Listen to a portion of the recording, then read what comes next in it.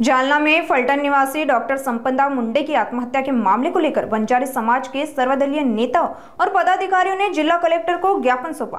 ज्ञापन में मांग की गई है कि इस मामले की जांच विशेष जांच दल यानी SIT से कराई जाए और सुनवाई फास्ट ट्रैक कोर्ट में हो।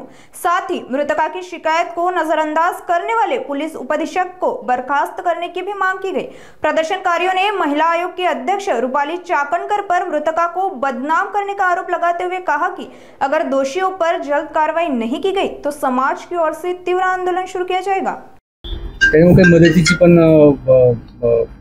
जाहीर करावी अशा प्रकारची देखील मागणी होत आहे। आज संपदा मुंडे यांचा जो दुर्दैवी आत्महत्या झाली त्याचं निवेदन देण्यासाठी आम्ही सगळे इथे जमलेलो आहोत।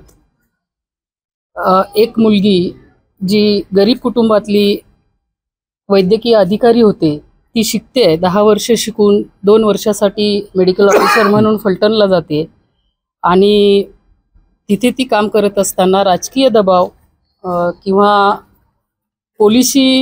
जे पोलीस खातं आहे ते सुद्धा राजकीय दबावापोटी PM रिपोर्ट बदलण्यासाठी तिच्यावर दबाव आणतात आणि त्या दबावापोटी ती आत्महत्या करते। आणि त्या आत्महत्येला जर तुम्ही दुसरं स्वरूप देत असेल, मी परवाच ऐकलं की रुपाली चाकणकर यांनी तो विषय डायव्हर्ट करायचा प्रयत्न केला।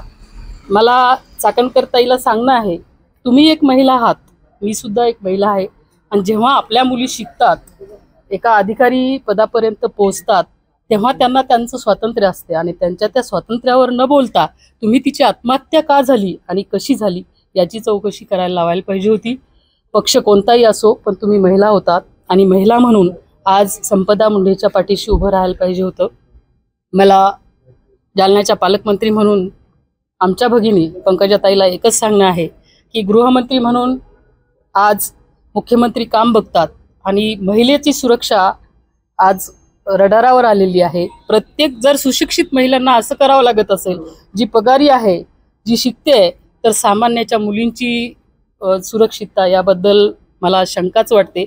एक महिला म्हणून महिला कोणत्याही पक्षाची असतो, कोणत्याही जातीची असो, ती महिला असते आणि महिलाचा सन्मान ठेवणे हे प्रत्येक समाज घटकाचं एक काम असतं। मला एकच सांगायचं आहे, सगळ्या मिळून आपण तर आज निवेदन दिलंय, पण सगळ्या जिल्ह्याच्या कलेक्टरांनी हे निवेदन मुख्यमंत्र्यापर्यंत पोहोचवलं पाहिजे आणि संपदाला न्याय मिळाला पाहिजे हीच अपेक्षा माझ्याकडून आहे। ठीक आहे।